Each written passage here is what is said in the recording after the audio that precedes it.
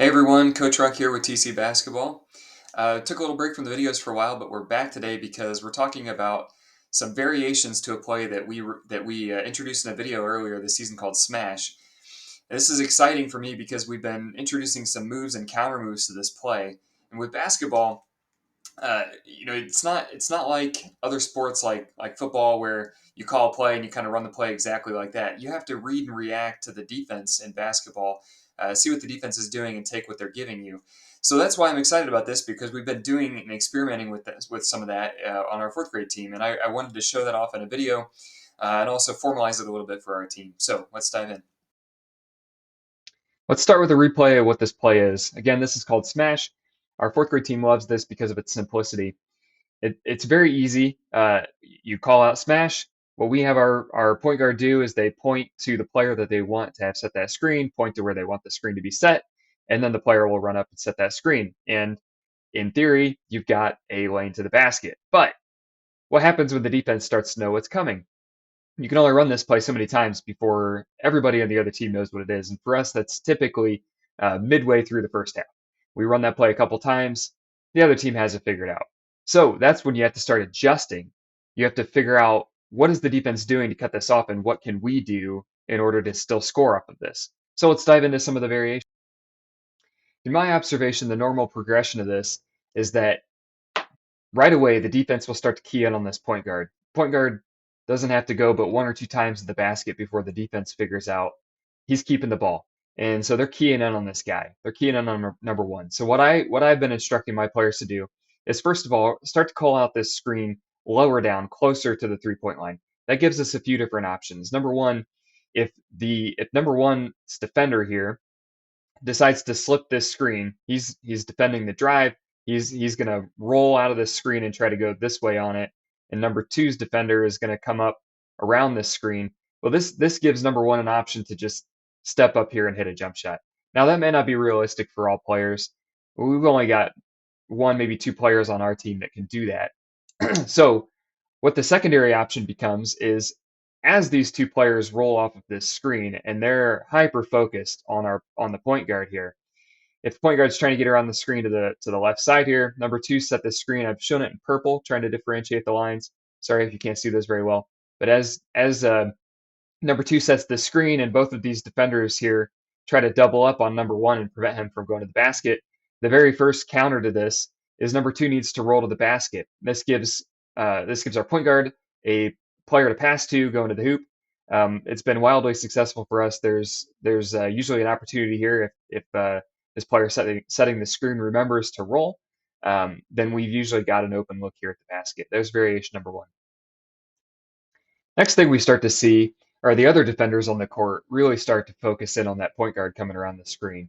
They get a couple baskets, maybe even get this pick and roll once or twice, and all of a sudden these defenders, number four and number five defenders, start to really key in on what's going on right here. So what I've got shown on the screen here, and these little things coming off are the arms, so you can kind of visualize where these players are looking.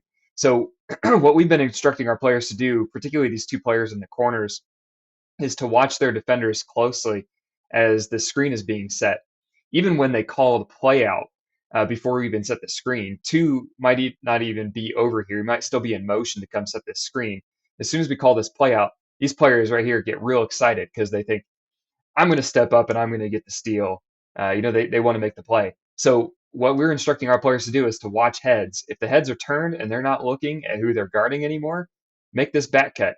So number five, what I've got shown here is number five cutting down here to the basket, and the point guard needs to have his head up, watching as well. And if he sees one of his players cutting underneath the basket, all he's got to do is simply make a timely pass. All he's got to do is make a timely pass down here to number five, who can take the shot right from the block. Easy shot. So that's just a few, and this is certainly not all.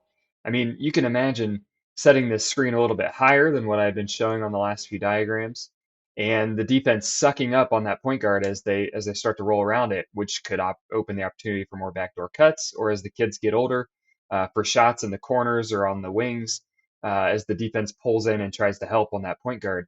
And the more you catch the defense off guard with stuff like that, the more it then opens up the first opportunity that this play was really designed for, which is the point guard just going straight to the bucket.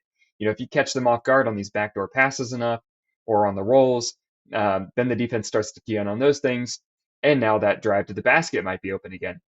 So this kind of thing, this kind of play, any kind of play, really, you have to keep your eyes open and understand what the defense is trying to do each and every time down the floor. Don't guess, don't predetermine what they're going to do.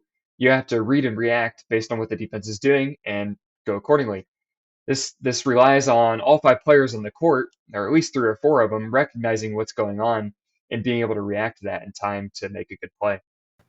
So to wrap this video up, I want to give some advice to the players. And the advice is this. I know I said don't predetermine your reads, but it takes probably hundreds of times running something before you really understand it at the youth level enough to not just play out exactly what the coach told you to do. You have to see things many, many times before it becomes just an instinct or reaction for you.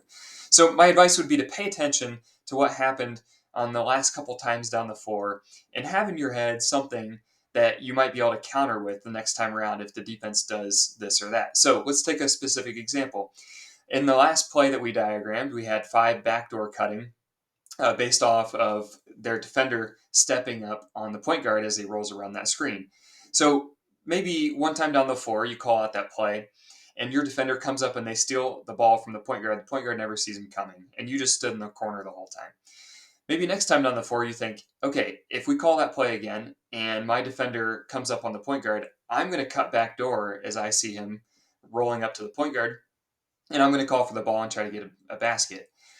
You do those kind of things, you think about those kind of things ahead of time during a game, and all of a sudden those things start to just become instant reactions for you. They become the instincts that you need in order to be a good basketball player. So my advice again is simply try to pay attention to these things during the middle of a game. Don't get overwhelmed with the situations that you're in. Have fun out there and just watch what's going on and try to think and react to those kind of things as you see them pop up throughout the game. Pay attention to one or two themes that are going on during the game and read and react to them. And before you know it, those things will become instinct reactions. So hopefully this video was helpful. I've got some more stuff planned and rolling out in the next couple weeks, and hopefully you guys enjoyed this one. Talk to you next time.